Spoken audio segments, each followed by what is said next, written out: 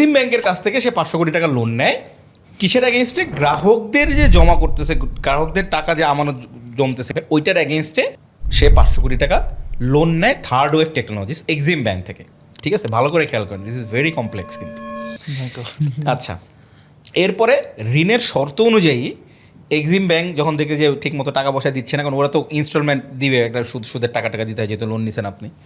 তো যখন দেখে লোনের টাকা বকেয়া হয়ে গেছে, ওই সময় এক্সিম ব্যাংক নগদের ট্রাস্ট ফান্ড থেকে 317 কোটি টাকা নিয়ে ওদের একটা অর্থ সমন্বয় করে। রাইট, এই 317 কোটি টাকা কাদের টাকা? গ্রাহকের টাকা ভাই, নগদের গ্রাহকের টাকা। এগুলো কিন্তু মানি না, এটা পিওর অরিজিনাল মানি, রিয়েল কারেন্সি, ক্যাশ টাকা। ঠিক আছে, আচ্ছা গেল। তো অ্যাকর্ডিং টু টিভিএস রিপোর্ট, ওই সময়টাতে বাংলাদেশ ডাক বিভাগের অধীনে ডাক বিভাগে যে এমএফএস লাইসেন্স ছিল, ওই লাইসেন্সের অধীনে নগদ পরিচালিত হচ্ছিল। আচ্ছা, তো সেই জন্য বাংলাদেশ ব্যাংক ডাক বিভাগকে তখনই করে যে তোমার যে 317 কোটি টাকা এটা তুমি পরিশোধ করবা, কারণ এটাতে ঋণ ডিফল্ট হয়ে গেছে, কারণ এটা জনগণের টাকা। তো এই টাকা তুমি আবার ব্যাংকে দিয়ে মানে সমান করে দিবা তখন।